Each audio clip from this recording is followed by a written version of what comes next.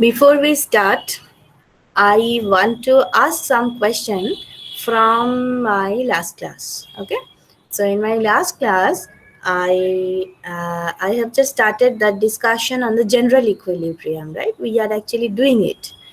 So that was the first class on general equilibrium. In that class, we have introduced some new concepts. And first of all, what is general equilibrium? We discussed it, and then after how what are the new concepts, how we are dividing the total discussion, and then we have started on discussion of the first part. Okay, that part we have done in the last class. So before going to the second part, I just want to know something from you, from based on the last class. Okay. So just tell me, what is contract curve? What do you mean by contract curve? Anyone? What do you mean by contract curve? And the curve which joins all the Pareto efficient allocations. Okay. So now tell me, what do you mean by Pareto efficiency? When all resources are used. Not you, please. Anyone other than Pranjal.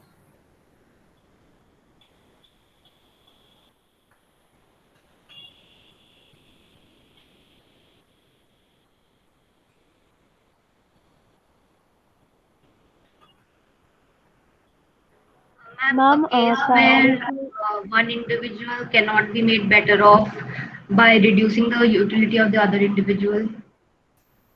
Okay. Okay. Thank you. So now tell me how we are dividing our discussion. What are the part of our discussion which we will discuss? We have divided the total chapter in some segments, right? And we are discussing one by one. So what are those segments?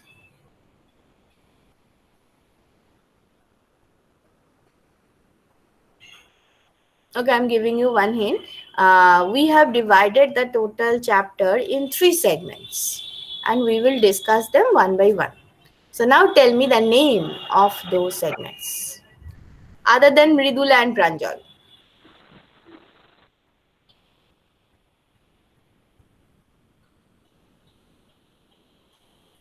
Ma'am, one was consumption related, second was production related, and third one I don't remember.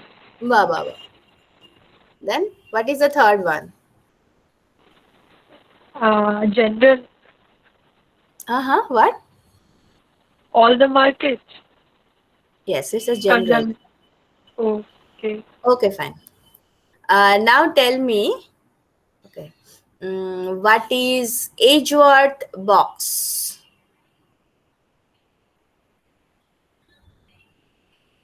What is Is Edgeworth it box? about indifference curves between of two individuals that show the Pareto efficiency? Okay. Now what we are measuring along the Edgeworth box?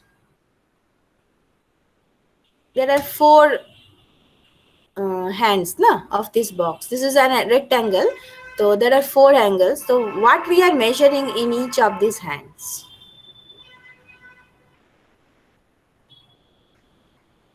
Ma'am, commodities, consumption or Ishan. utility. Ishan, no Ishan. Other than those who have given the answer. I want to listen some new voice.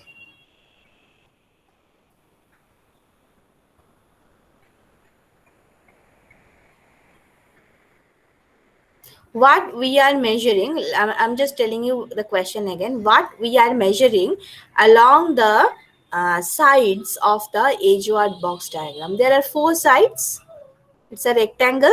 There are four sides. So what we are measuring along the sides of the Edgeworth box diagram in case of consumption optimality.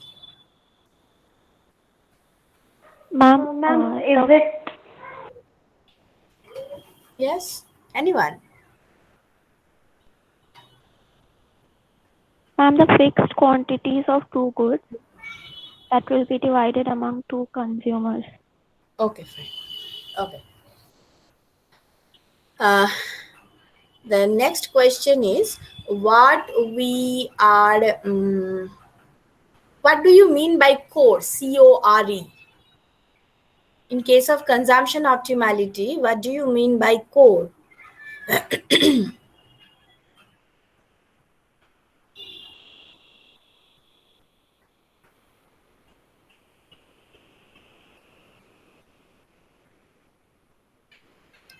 CORE, I mentioned it, na?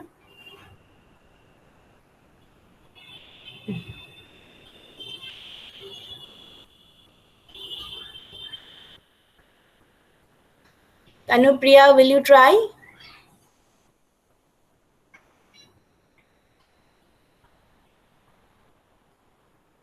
And just tell me if you all are leaving the meeting frequently. Now I'm watching that because before this class, from the very beginning, we have started. I just shared my screen, na? So I cannot see those things. But now I am watching. The students are frequently leaving the class and joining. So if it is, then there is no consistency. No, how can you understand everything of the class if you are leaving frequently? I think most of you are attending the class with your mobile phone. That may be the reason, but I don't know why. How can you manage it? So what do you mean by core? Anyone? Ma'am, set of points on a contract curve. No. Ma'am, it is a set of optimal allocations. No. Ma'am, Khirabdi that is, yes, Ishan. ma'am, that curly part between that two efficient frontiers Curly in the part. Edgeworth box that we have seen. Actually, that part is I remember vaguely, so I'm just guessing. Okay, Khirabdi, you are Ma'am, partially when yes, yes. ma'am, when two indifference curves in the of the two different consumers in the Edgeworth box intersect at 2 points, then the region that is enclosed between the two indifference curves is called the co-region. Yes, this is a region. Yes, I will show the diagram again, huh? Yes. So anyway, I can understand. Now just tell me, Khirabdi, have you received all the things? Actually, what happened? Let me explain to all of you that I have some family issue. My father-in-law was in ICU because of the COVID for last 2 months. So we were very busy with that. And on 21st, he left us. So now we are not so busy with those hospital work and everything. So that is why now mm, I can manage the time. So Kirabdi asked some questions through email regarding the classes. She requested me to upload some classes, and as far as possible, I have uploaded those classes in my YouTube, but I didn't have the time to share those link in LMS. But I will definitely. In yesterday I have uploaded my last week class, but not the classes which Khirabdi asked me to do. So Khirabdi, have you received all the classes? Have you checked all the classes in my YouTube? Have you got Ma'am, it? the first class on oligopoly, which was on 21st May, that I couldn't find on the YouTube No, channel. actually, what happened exactly? I checked it. I saw, first of all, I just make it is May. It is not May. It is April. So that was my mistake. But then after I checked it for the May, and that class recording is not there in my email. So I think then after I was thinking that why it is, and then I remember on that there was a class where we could not start recording. I think that is the class. So that oligopoly recording is missing for me also. I cannot share that because it is not recorded. But if you ask me, if you request me, then I can take that class again. Okay, that beginning of the oligopoly, right? But it is not recorded at that time because of some network issue or because of the problem of the Google. We could not make that recording. So I cannot upload that class. 21st May probably. No, 15th, sorry, 15th May.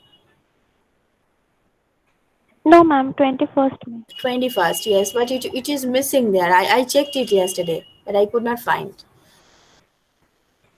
I think it is not recorded. Huh? So, but if you are asking, if we all are requesting me to, okay, ma'am, I need it again. So I will make it again and in a class, and then I will upload the recording. But can you help me? Yes, ma'am, please do. Yes, I will. But I just can you help me? Can you just give me the dates of same 4 classes which I have taken? Then I will cross check that which classes are uploaded and which are not. Then accordingly I will upload, because now I have some time to upload everything. Okay, can you, anyone in this class, just give me the date in the WhatsApp group or anywhere. You can give me a mail, you can give WhatsApp, personal WhatsApp, whatever it is. But just give me the dates when I have taken the classes. Is that okay? Yes, ma'am. Anyone in this class, if you can do it, it will be very helpful for me. Otherwise, I am also very confused. Say I have uploaded the 2nd class, then 5th class, then 10th class. So in between those classes are missing in the LMS. So if that data will be there, then I will arrange. Anyway, so let me start now. And Yes. ma'am, could you please upload the PDFs that you used to show the mathematical part of the portion in oligopoly as well as last class? Last class, okay, for the last class it is the PDF. Yes, it is actually the class note, that type of thing. Okay, the mathematical part you need, na? For the last. Yes, ma'am, that PDF that you shared on the screen. Okay, I will share the mathematical part, and I have to search that oligopoly portion, then I will obviously. But for the mathematical part of the general equilibrium, I will share it by today. But the oligopoly, I have to search and then I will. Okay. Okay, I ma'am. will, definitely I will. Anything else you want to have from me? You want to ask me?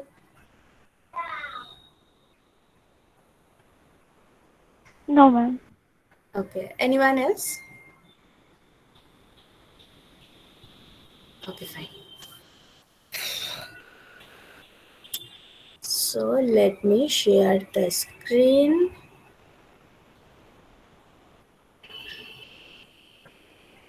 Yes. So we are talking about the production optimality. Yes. Before going to the production, let me show you the diagram for the core. Kirabdi, are you asking this part? This mathematical derivation of the consumption efficiency. I think this one, na? Yes, ma'am, this video. Yes. And the same for the production I also have. So I will share these two. And yes. Yes, this is core. Core means, let me show the diagram. Yes, we are discussing the movement from E to E1 and the movement from E to E2, right? So the area between E1, E2, look at this region, the E1, E2. This is the core. Core means the area is a combination of efficient and inefficient points, and you can move from the inefficient allocation to the efficient allocation. Okay, so the total area, it may be E, you may start from anywhere in between E1 and E2, like this. Okay, so the area of efficient and inefficient combinations is called the core, so that you can move from inefficiency to the efficiency. Okay, so this is all about the core. Now I am going to the production part. Yes, the little bit of production we have done, and we just stop here, right? That is again one Edgeworth box diagram, the similar type of box diagram as we do, as we used in case of the consumption optimality. But here OX is the production point of X and OY is the origin of the Y production, right? So OX is the origin of the X production and OY is the origin of the Y production. This horizontal side is measuring the amount of labor available in the economy, and the vertical side is measuring the amount of capital available in the economy, that is K bar. Okay, so Lx plus Ly is equal to A bar, L bar, and Kx plus Ky is equal to K bar, because we assume there is full employment. Okay, and these are all the isoquants, the small curves. These are all the isoquants either for X commodity or for Y commodity, and we say the contract curve is either below the diagonal or above the diagonal. And I stop here with a question that why it is above the diagonal or below the diagonal. It is not crossing the diagonal, or it has a particular shape. It is not uneven like the contract curve for the consumption optimality. I stopped there, right, with a question. So can you give me the answer now? I give you 1 week. Yeah?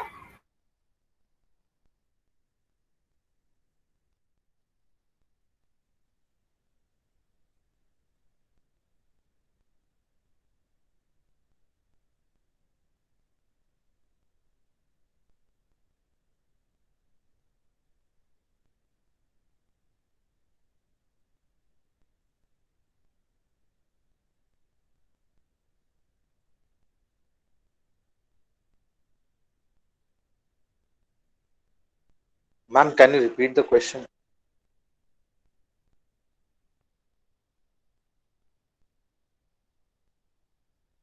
To produce X and Y. Okay.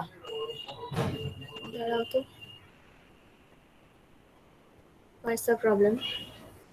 Is there any question? Nothing. Then anyway. So what I am talking, there are 2 factors of production, right? One is labor, another is capital. And both factors of production are used to produce both the commodities. That means X is using labor and capital, Y is also using labor and capital. But in general, it is quite natural that X is using, say, okay, it may be the opposite, but say X is using relatively more labor than capital. Okay, that means say the labor and capital, they are used like 60-40 ratio for X commodity production. That means 60% of labor and 40% of capital, they are producing X. Or on the contrary, it may be like 40% labor and 60% of capital, they are producing Y. Okay, anything can possible. I'm just assuming X is labor intensive, but it may be opposite. X can be capital intensive. That means relatively more labor is used for the X production. Okay, and relatively more capital is used for the Y production. This is my assumption. Remember, this is my assumption. So I'm assuming relatively more labor is used for X production, relatively more capital is used for the Y production. I'm giving one example so that will be clear. Just consider in any of the less developed economy, the agricultural sector. Okay, any of the, I'm not talking about the agricultural sector for any economy. I'm very much specific. It is the less developed economy. So for the less developed economy, the agricultural sectors are very much labor intensive. Okay, because there is lack of capital, whatever be the reason. I'm not going to that because part. Whatever be the background, the final result is relatively more labor is used in the agricultural area. So we can say the agricultural sector or the agricultural product of the less developed economy is relative labor intensive because it is intensively using labor. Okay. On the other hand, if you think about the production of computer, if you think about the production of the smartphone, they are very much capital intensive. So many technologies, instruments, machines, these are these are engaged to produce that computer or the smartphone. So those products are capital intensive. They're intensively using capital. Without capital, it cannot be produced, right? So this is how we are here. We are just assuming X is labor intensive and Y is capital intensive. If it is, then in economics, in mathematics, how can you represent it? This is my assumption, but how can you explain it? How can you represent? How can you show it mathematically? So it is here, MPL by MPK for X is greater than MPL by MPK for Y. That means marginal productivity of labor. Relatively, labor is more productive for X than Y. That is why X is labor intensive. More marginal product is coming for the X production. That is why X producers are interested to employ more labor. To get my point? If this condition is true, then you can understand relatively labor is more productive in X production than Y production. Right? As labor is more productive, if you employ one additional labor, then you will get a significant amount of output for X production as compared to Y production. So that is why X producers are interested to employ more labor, and that is how X is labor intensive. Up to this point, is it okay? Yes, ma'am. Okay. So if this condition is there, then you can say that, okay, X is labor intensive, Y is capital intensive. Now, what is MPL by MPK? It is nothing but the MRTS LK actually, okay? So MRTS LK of X is greater than MRTS LK of Y. So if this condition prevails, then we can say X is labor intensive. Now look, if this inequality is true, then how can you show this inequality in diagram? Okay, because MRTS is nothing but the absolute slope of the isoquant, right? So from this inequality, you can see the absolute slope of the isoquant for X is greater than Y. Okay, as absolute slope is greater, that means the line is steeper. Remember, it's the absolute slope. If it is the mathematical slope, then it is opposite. But as it is the absolute value, so X production is MRTS X is greater than MRTS Y, and that is why your X curve is X isoquant. This is nothing but the isoquant. Okay, for the X production, the isoquant is steeper, and for the Y production, the isoquant is flatter. Up to this point, is it okay? Think of it and Yes, then. ma'am. Okay. Now you can understand the slopes are different. Now don't confuse why two isoquants are intersecting each other, like the last class Ishan asked me. Because this is the production of two different commodities. X production and Y production, they can intersect. Their slopes may be, and quite possible their slopes are different, and they are different. That is why they are intersecting. But anyway, as you are getting these Ma'am, two, yes. ma'am, but at the same point of time, they can have. Acha, they are two different entities, so Yes, that's why they two can are two intersect. Okay. different producers. Everything is different. Okay, Okay, ma'am, got it. one is the rice production or the wheat production, another is computer production. So they are not at all related. So you have two slopes. Now think that out. Now I have to draw. Parvo, yes. So you have this Edgeworth. Look at this diagram. I'm going back. Yes, look at this diagram. So the X production, the isoquant is steeper, and for Y production, isoquant is flatter. So if I draw it, look, this is the steeper one,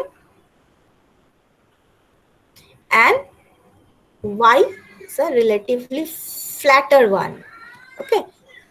So if you can draw, I cannot draw it as I don't have the proper page and proper pen. You can draw it in your own copy. All of you have your pen and copy with you. So just draw it and check if you can make this type of thing. Now, it will be all the tangency must be below the diagonal. If their slopes are equal, then they are on the diagonal. But as x is steeper and y is flatter, and you are measuring x here and y there, so that is why all the tangents must be below the diagonal. You can check it. Just draw one edgeward box in your own copy. Draw all those properties which I have said to you, steeper, flatter, and everything, and try to find out the tangencies. Join all those tangencies. The contract curve must be below the diagonal. Okay. The diagonal is here. This is your diagonal. So it is below the diagonal. So what is my conclusion? My conclusion is, if x is, first of all, you have to measure origin of x here and origin of y here. That must be there. Given all those origins, if x is labor intensive and y is capital intensive, then the contract curve is below the diagonal like this. If you assume opposite, that is x is capital intensive and y is labor intensive, then your contract curve will be like this. Then your contract curve will be like this. So there is no such restriction. I am drawing this means this is the ultimate. No. This is based on the assumption that x is labor intensive. You can change your assumption. You can draw another contract curve. But as I said, contract curve cannot intersect each other. Up to this point, is it okay?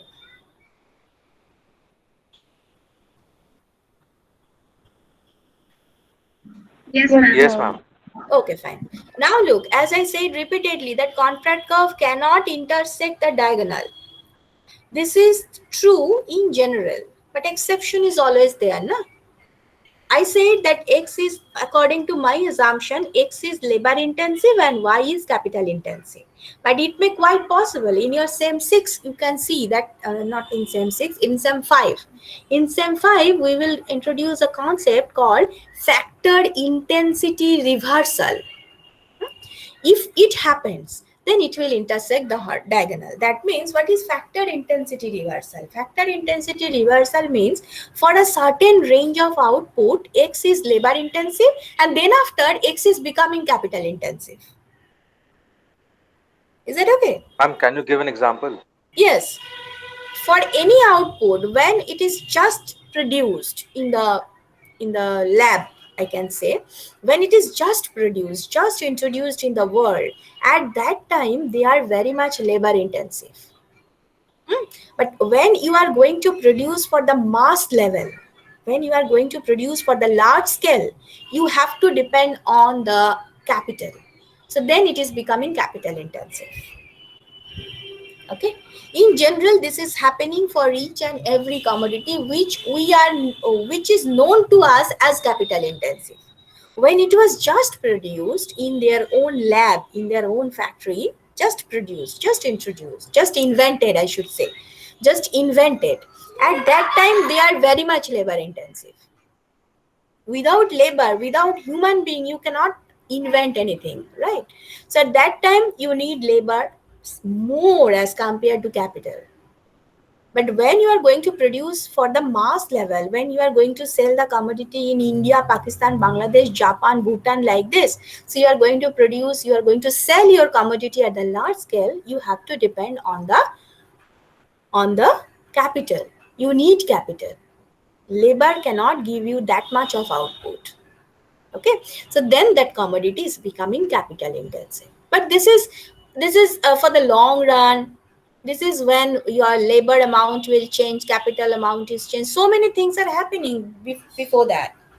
But for the time being, for a certain time, if we assume X is labor intensive, so it is labor intensive for our analysis. So if there is factored intensity reversal, then the contract curve may be like this. Otherwise, it will not.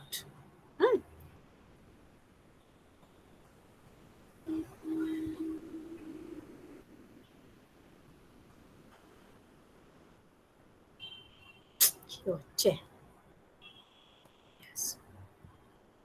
Okay. So this is the reason behind the convex contract curve in this diagram.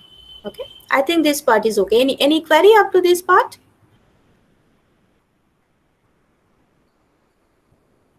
No, ma'am. So this is the property. Now you have your contract curve, you have your smooth contract curve. Unfortunately here it is not, because it is drawn by me, but anyway it should be smooth one. Okay, it's better than the consumption optimality contract curve. Okay, so you have your contract curve, there are two indifference curves like this, you are joining all those and you are very happy with your production contract curve. Fine. Now what is the next task? Just like the consumption optimality, you have to put those values of the isoquant in the separate axis, right? Because along this isoquant, you have a particular amount of X production. Along this isoquant, you have a particular amount of Y production. And this point is giving you the production optimality. So given this production optimality, you have a certain amount of X and Y. So you are plotting those in the next diagram. Okay, so you are measuring X here and Y here, and you are just taking a point, consumption of X and consumption is at 2030 like this. So that is a point here. Similarly, you take another point from the contract curve, find out the value of X and Y and plot it in your second diagram, and you continue it. And ultimately, for the infinite number of such points, you can get this type of thing. And it is quite possible. It is downward sloping. It is quite natural, because if you want to increase X production, you have to reduce Y production, or vice versa, right? So there is an inverse relation between the X and the Y production given Pareto optimality, right? All those points are giving us the Pareto optimality. So production possibility, this is nothing but our production possibility frontier. So from our very first SEM, we know what is production possibility frontier, right? In very first chapter, we introduce it. What is production possibility frontier? There we said it is the combination of the production of X and Y so that there is full employment. That is true here also, because the basic assumption here, there is full employment. But we never know about the Pareto optimality. So production possibility frontier is actually the combination of X and Y production so that there is Pareto optimality in production. Okay. So that part we didn't discuss. We said there is full employment. There is full employment. If you are on the curve, then there is full employment. If you are below the curve, there is unemployment. If there is any point above the curve, there is excess demand. That part we discussed. But we never said about the concept of Pareto optimality. So the same curve is coming to us in the new format, right? So here, why we are on the PPC? Because there is production optimality. Okay, we are on the PPC means, or we are on the PPF means we have production optimality. There is Pareto optimality, and Pareto optimality means there is full employment. The full employment is not violated, it is there. But in addition to that, there is Pareto optimality. Okay, so this is your PPC. Ma'am. Yes. Ma'am, initially you said that X and Y are intersecting to each other, right? But ma'am, in the first, yes, this diagram. Yes, yes. But now you are saying that they are tangent to each other. Yes, because so here their we slope will change. No. Look, here OX and OY both are here. Origin of X production and Y production both are here. That is why both are convex to their own origin. So they are intersecting. But in our Edgeworth box diagram, origins are not same. The origin of X production is here and origin of Y production is there. So isoquant for X is convex to its origin, and isoquant for Y production is convex to its own origin. So now there is a possibility of tangency. But if you are not differentiating the origins in this way, you cannot get the tangency. They will intersect. If the same origin is there, then they will intersect. But if you change the origin like this, one is just opposite to another, then they will be tangent. Yes, ma'am, understood. Now I got it. Any other query?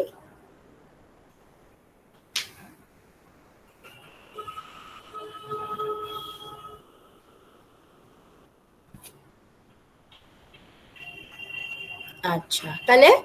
Now we are very happy with the production possibility frontier. Now we have discussed a lot about the production possibility, about the slope, why it is concave in terms of that intensity. Okay, by the way, we have discussed about the intensity earlier also. Now we said there are some factors who are not so efficient for the Y production. When we are increasing X production, they are the first one who are leaving the Y production. That is why Y production is falling insignificantly. This is how we explain the PPC. But here it is very much clear na, why it is so, why they are not efficient, what is intensity, what is optimal. So everything is clear to us now about the PPC. Now we need something more about the PPC. Okay, so Pareto efficiency, we are very much, it is very much clear to us that Pareto efficiency for production, there should be production. The production efficiency will be achieved when MRTS LK for X is equal to MRTS LK of Y. Okay. Now again that mathematical part, Khirabdi will ask that mathematical part again, and I am assuring you I will share this part also. So this is the mathematical part of the optimality derivation, like the Lagrange, the same, very much similar to the consumption optimality derivation. So we are just setting, okay, what is the objective function? Maximize the production of X, which is a function of Lx kx, subject to the Y production, which is a function of Ly ky. Amount of labor, the full employment of labor, that is L bar is equal to Lx plus Ly, and full employment of capital, that is K bar is equal to Kx plus Ky. Okay, so these are the constraints, and we are going to maximize X production. So just set the Lagrange and then solve it, the first order conditions and all. From the first 4 first order conditions, you can find out our required optimality condition, that is MRTS X, MRTS Y, and then the rest will give us the production function. These are nothing but the productions. Okay, the Y production should be same. L, there is full employment of labor and there is full employment of capital. These things are there. Okay, so these are also the condition. But we are more interested about this. MRTS LKX is equal to MRTS LKY. So the slope of PPF, again, the slope of PPF is what? The slope of PPF is called the marginal rate of product transformation. All of you know that. Marginal rate of product transformation. And it is equal, it is, in short, it is MRPT. And in some of the book, you may find it as MRT, marginal rate of transformation. That product is missing. So what it is dy dx. And we know dy dx is equal to mcx by mcy. Till now, we didn't discuss about the marginal cost part. No, we are discussing about these and that, but we never discussed about how we are getting mcx by mcy as the slope of the PPF. Here it is. Look, your cost function. X, for the X, the cost function is function of WR Lx kx. I don't think there is any problem. For the X production, it is WR, that is the wage rate, rent. Lx is the amount of labor for X production, and Kx is the amount of amount of capital for the X production. Just give me 1 minute.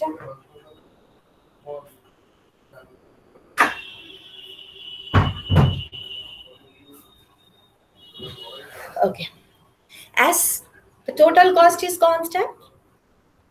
Okay, why total cost is constant? Because we are assuming we are on the PPC, so there is full employment of labor and capital. Okay, so you know W and R, these are constant. Okay, W and R, these are parameters. Generally, we are assuming them as a parameter. So if those are parameter and there is full employment, that means you cannot change the amount of labor and you cannot change the amount of capital. Otherwise, you will get the unemployment situation. Okay. So the total cost for the X production is constant. Now, given this, if you differentiate the total differentiation of the cost function, will give you del C del Lx dlx plus del C del Kx dkx. That should be equal to 0 because total cost is constant.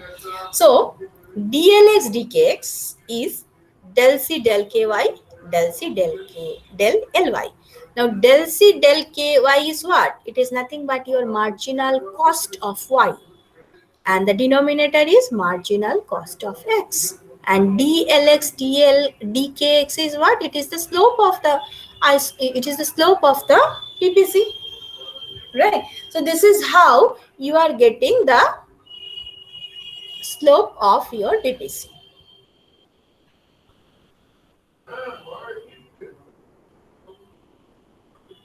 This is dy dx. And again, I am trying to explain it from some other angle. I am trying to give you so many ideas about the slope of the PPC. Okay. Again, we are starting with a simple PPC. We know the MRPT is equal to dy minus of dy dx. Now, the x is changed by del x. Say, okay, we are trying to increase x production by del x amount. To do that, what is the additional cost for x production? MCX into del x. MCX is what? MCX is the additional cost to produce. MCX actually, no, I should not say that addition. MCX is the change of the total cost due to 1 unit change in x production. Do you agree with me? MCX is the change of total cost due to 1 unit change in x production. Is it okay? Yes, ma'am. Okay. Okay. So this is the change of the total cost due to 1 unit change in x production. Here we are going to change x production by del x. So what, and we are actually trying to increase x production by del x. So what will be the additional cost for x? MCX into del x. And as there is full employment and you want to increase x production, then you have to reduce y production, right? So to do that, say you have to reduce del y amount of y production. So what is the reduction in cost for the reduction of y production? With a similar reasoning, it is mcy into del y. Okay? These 2 points are okay? This part and this part? This one and this one? Is this two? Is this Yes, ma'am. explanation fine? Okay, fine.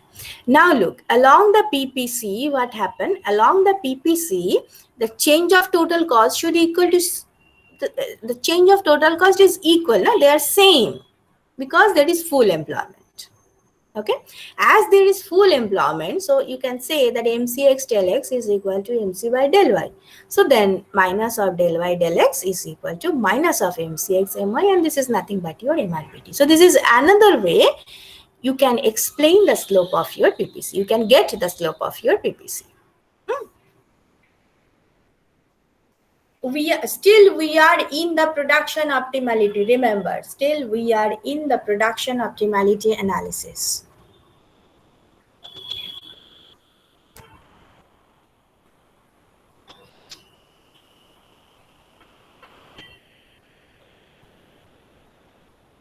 Is it okay up to this point?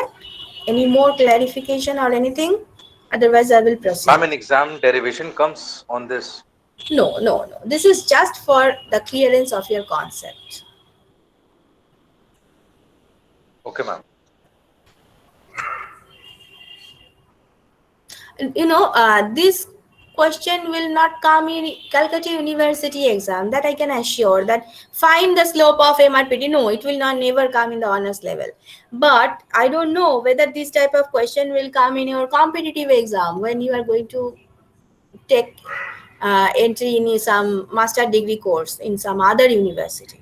This is actually to clear your concept. If any application oriented questions are coming in the competitive exam for your master degree, then you can apply those things.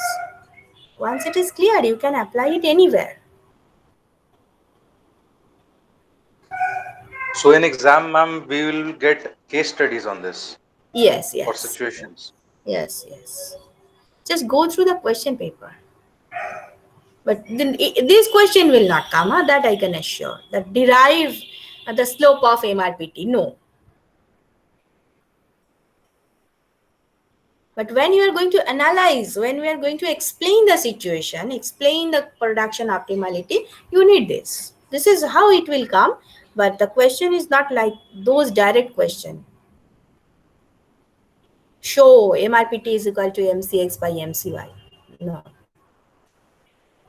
Now we are coming to the third one. That is the grand optimality. So this is just a recap type of thing. What we are assuming. There are two factors of production and it is fixed. Perfectly divisible. Okay, fixed and perfectly divisible. And the factors are labor and capital. There are two commodities, X and Y. The X commodity is homogeneous to himself and Y is also homogeneous to itself. Okay. Production function is a constant. It is a smooth CRS production function and there is diminishing MRTS. That means all the standard properties of the isoquant, this is there. Okay. So and X and Y, they are the homogeneous good, not to each other. Okay. X production is homogeneous to itself. Y production is homogeneous to itself. It's not like that X and Y, they are perfectly substitute. No, they are different. Now, two individuals, A and B, they have their normal, that means they are rational individual. The normal utility functions are there and all the properties of the indifference curve, that is the parallel to each other. Higher indifference curve means higher utility, convex to the origin, all those properties are also there. The fourth one, the social welfare function, this is something new. The social welfare function depends on the preference of A and B. So social welfare is very similar to the individual welfare, but it is actually the club of the individual welfare function. As we are assuming there are two individuals only, A and B, so the social welfare function is a function of the utility of individual A and individual B. If there are n number of individuals, then W will be a function of UA, UB, UC, up to UN.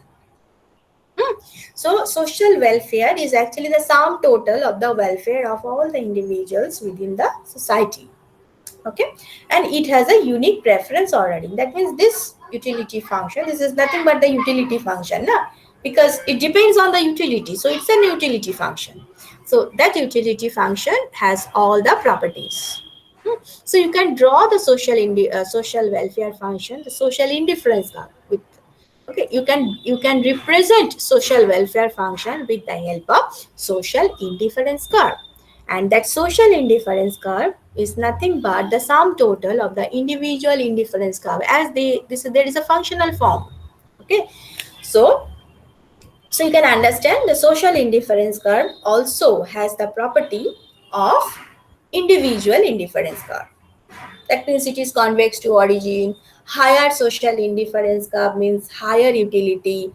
They are parallel to each other. So all those things are there for the social welfare function as well. Okay. But this is something new. Definitely, this is something new. We never discussed about the social welfare function earlier. Okay. Now look at this diagram carefully. What I am trying to do here. In the horizontal axis, I am measuring X commodity. Or rather X production, I should say X production. On the vertical axis, I am measuring Y production. So this smooth curve, you can understand this is nothing but our PPC. The smooth concave to origin curve is nothing but our PPC, production possibility curve. Now, all of you know now that production possibility curve means there is production optimality. Any point on the PPC is showing production optimality. Right? Right? Is it okay? Yes, ma'am. Okay. So take any point from your PPC. Take any point from your PPC. Say it is OB. Any point. You can take any point from here, here. But I'm taking it here. So that point is giving us production optimality. So production optimality is assured. Okay, production optimality is assured. Given the production optimality, we are trying to find out consumption optimality. You get my point? Given the production optimality, given my PPC, I want to find out the consumption optimality. Okay? How to get it? Very simple. This is a point. So this point is giving us a certain amount of X and certain amount of Y. And say this amount of X and Y are consumed by two individuals A and B. So this is the origin of individual A. This is the origin of individual B. If I join like this, look at this. Look at my cursor. This is nothing but the Edgeworth box diagram for the consumer. This is the Edgeworth box diagram for the consumer. For the consumer, this much of X is available, this much of Y is available. This is the origin of consumer A and this is the origin of consumer B. So this is nothing but the Edgeworth box diagram for the consumption. Okay. Now once you have it, you can join this origin with this uneven line. And you know this is the contract curve for consumption. বুঝতে পারছো? Is it okay?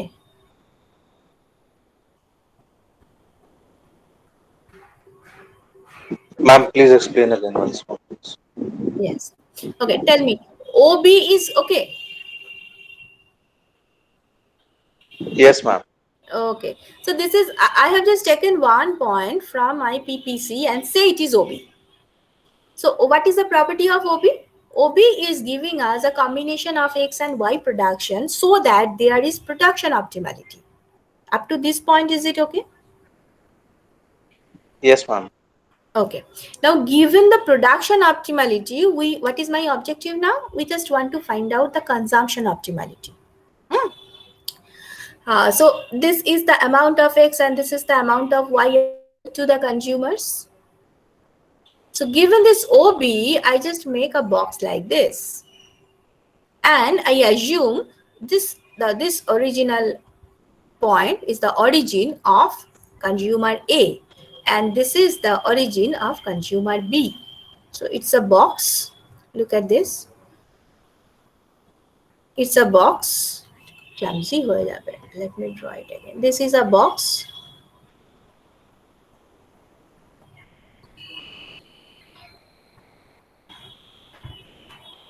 Ma'am, I understood that part, but Yes. why we are drawing that OB on PPF? No, because that tangent point. The tangency. No. I didn't discuss this part yet. Just wait. But this is the, look at this red one. This is the Edgeworth box for the consumption. Now I have chosen this point as the origin of individual A and this point as origin of individual B. Up to this point, is it okay? Yes, ma'am. Up to this point. Okay, fine, very fine. Now I'm not going to that tangency. I'm just telling, if I join OA and OB with this uneven line, then this is the contract curve for consumption optimality. Is it okay? Yes, ma'am. Okay. If this is that means along this curve, any point is giving us consumption optimality. Any point on this contract curve is showing consumption optimality. Yes, ma'am. Any point on this contract curve, is it okay for all? If anyone has any question, you can ask. So I'm telling ki any point on this contract curve is giving us consumption optimality, right? Now, if you draw like this,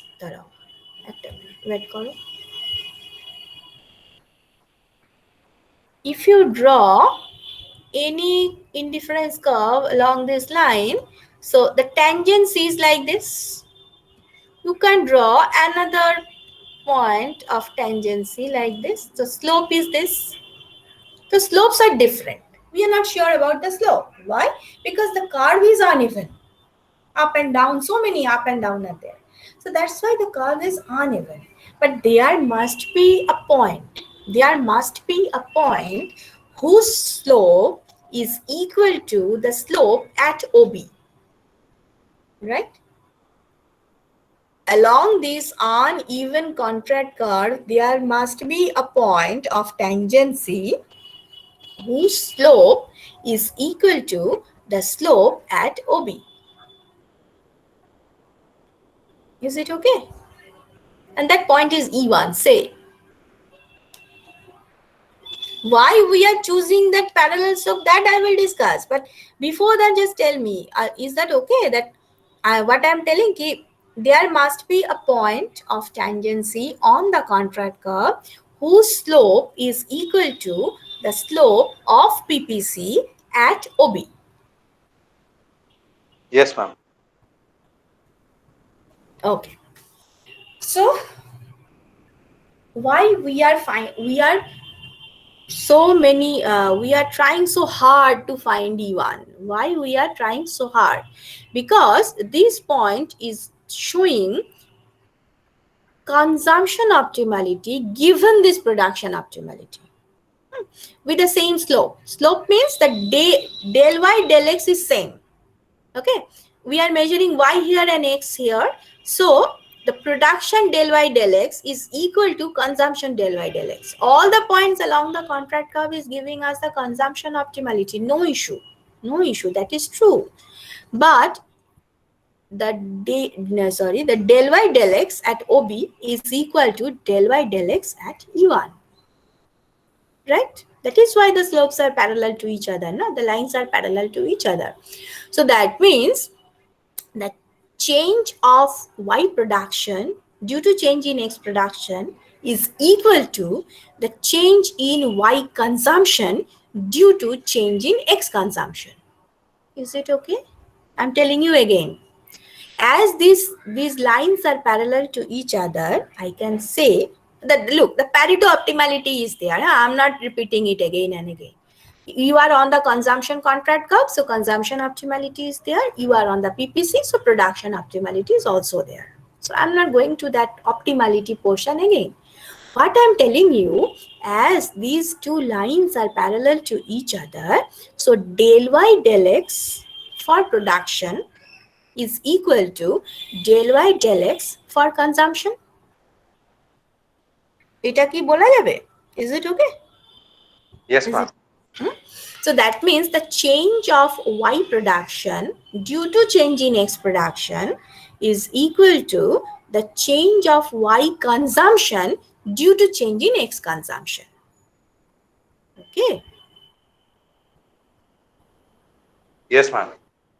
Yes. If it is yes, so we can say, given the production optimality, the best consumption point is E1.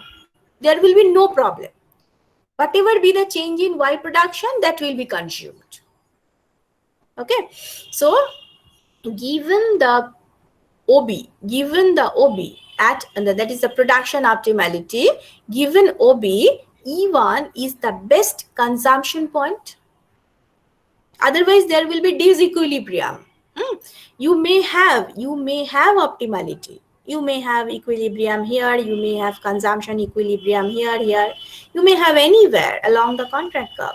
But the problem is del y del x for production is not equal to del y del x for consumption. So that will create disequilibrium. The change in Y production due to change in X production is not equal to the change in Y consumption due to change in X consumption. So that will create disequilibrium and it is not desired. So what is the conclusion? The conclusion is, given OB production combination, the best consumption combination is E1. Now tell me, any problem?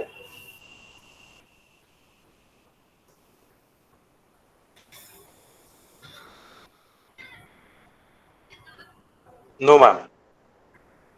Okay. Now, Ma'am, but how are we deciding that OB, that tangent? Any point. You just take any point because you have to choose all the points after that. Take any point first. যে কোনো একটা point So it's conditional. তোমাকে সব কটা point একটা একটা করে choose করতে হবে, নালে তুমি গ্র্যান্ড অপটিমালিটি পাবে না. You will not get grand optimality. So you can start from anywhere. Your OB may be here, your OB may be here, wherever. Any point on the PPC. And why we are choosing OB? Because production optimality is there. Okay. Now look at the second diagram. It's another clumsy diagram. What happened? Given this contract curve, try to understand. Given this contract curve, as we have discussed already, you can find one UPF. Remember? Utility, possibility, frontier. Check. Dekho. I'm going back. That was discussed in the last class. Yes. This is the contract curve. Consumption optimality. In case of consumption optimality, that uneven contract curve. And given that contract curve, if you plot the utility of individual A and individual B like this, then you will get this downward, again, that uneven downward sloping curve, which is called UPF. Utility, possibility, frontier. Can you remember this thing? Yes, ma'am. Okay. If it is yes, ma'am, then I'm doing the same thing here also. Given the production point OB, we are having one contract curve for consumption, that uneven red line. Yes, that uneven red line. Okay. Now, given this consumption curve, given this contract curve, we will get one UPF. And on this UPF, there is a single point called E1. So we have chosen E1. It is here. Look. In a second diagram, this is your UPF for the first case. Okay. This is your UPF. Look at my cursor. This is your UPF given the production point OB. And along your UPF, you have a point E1 here. Say E1 is here. Fine. Okay. Is it okay? Don't look at all those uneven lines. This is the final product. We are on the way to produce it. So this is E1 given this UPF.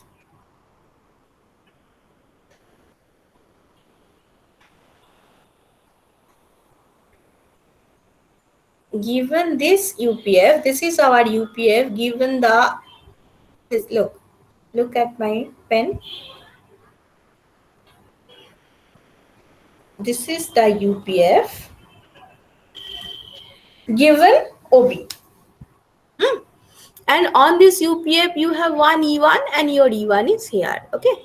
This is your E1.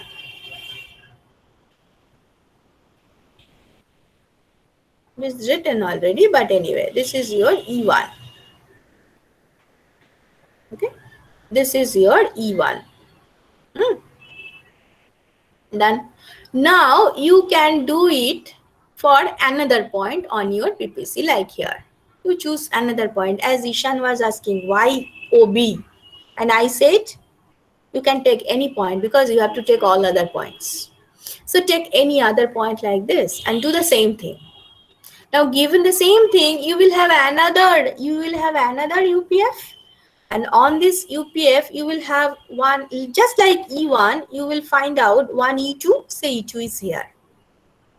Similarly, you take another point here. Then do the same process. you will get E3, and that point is here. So what is the speciality of those E1, E2, E3? The speciality is along those points, for E1, for E2 and E3, you have consumption optimality and production optimality at equilibrium. There is no disequilibrium. No one is unhappy. Everyone is very much happy. Whatever produced is consumed.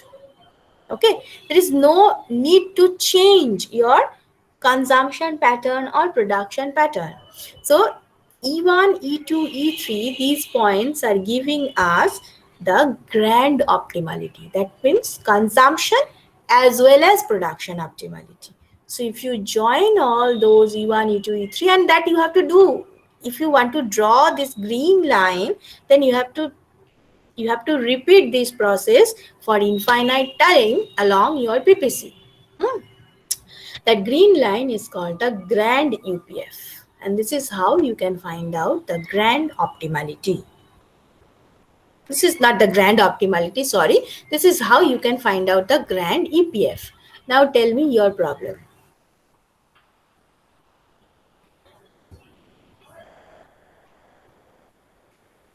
How to decide which point is to be taken as E1, E2 in the grand UPF?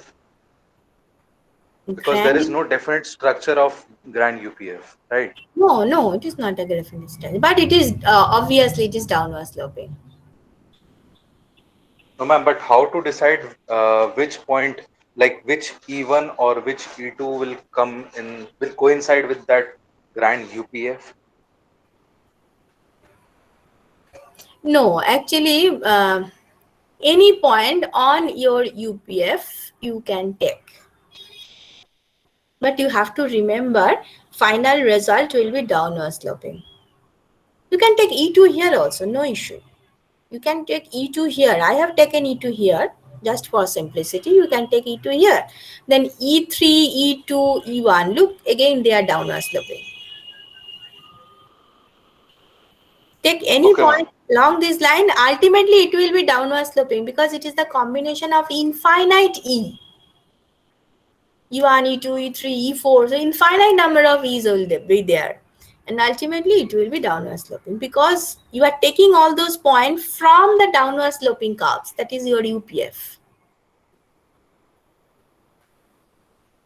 Okay, ma'am. This is called grand UPF. Fine. Any query up to this point other than Ishan?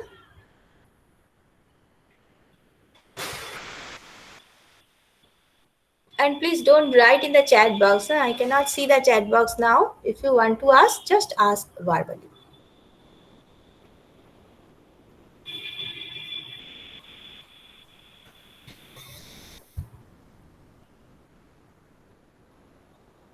Now I am coming to the next part, that is the social welfare function. As we said, the social welfare function is a function of the individual utility. So this is UA, UB like this. You have one grand utility. Now it's look a very decent type of thing. Na?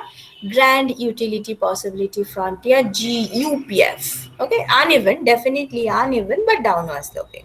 And you have the smooth social welfare, social indifference curve. These are called the social indifference curve. And as it is assumed, it has all the properties of the indifference curve. So it's a smooth, convex, upward rising, parallel, everything is there. Downward sloping, parallel to each other, everything is there. So look at this point, E. What is the speciality of E? At E, the social indifference curve is tangent to GUPF. Okay, the social welfare function is tangent to GUPF. So that means given the grand utility possibility frontier at the point E, you can maximize social welfare. Given, what is the GUPF? GUPF is a combination of production and consumption optimality. Along this line, all points are giving us consumption as well as production optimality. So these are assured. These two optimalities are assured along this line. So given the GUPF at the point E, you can maximize social welfare. So this is called grand optimality. Okay, this is called grand optimality. This is our objective actually. Our objective of any economy is to achieve E. You have consumption optimality, you have production optimality, and you can maximize your social welfare. So what you need, you have everything. Okay, so this is called the social grand optimality. E is called the constraint bliss point. This is called the bliss point. Okay, so any question from today's discussion?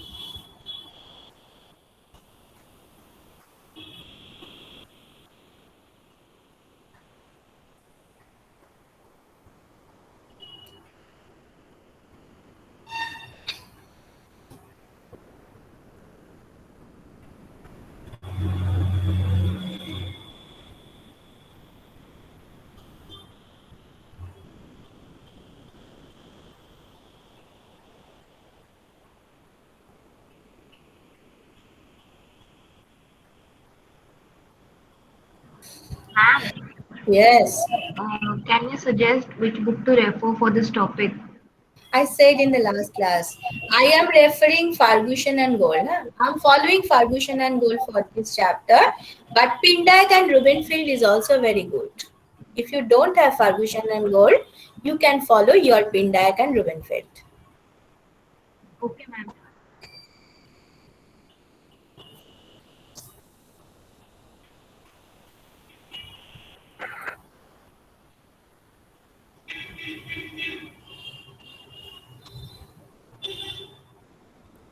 Ma'am, Mm. ma'am, actually, the class that you didn't record, 21st May, I recorded that class, ma'am, and I've already shared it in the group. So where it is? It's in our unofficial group, ma'am. I uploaded it on my drive and I gave that link.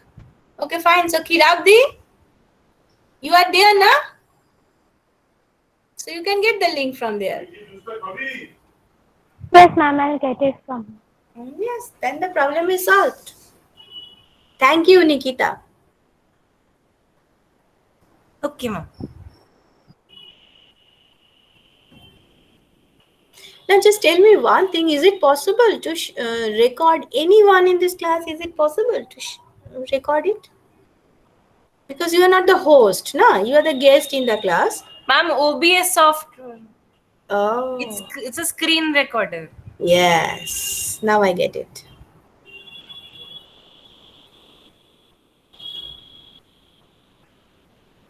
So any question from today's class? Look, I have almost finished my syllabus. I need only 2 or 3 more classes to finish the syllabus, and I think then after I need a revision of the total syllabus again. Not in details, obviously. The revision class should not be the details class, but the overall discussion should be there once again, because we have to start from that monopoly one. Na? So when we will revise, at that time, if you have any query from that particular chapter, you can ask. Or any time, you can ask me now also, if you have any query. And please give me those dates when I took the classes.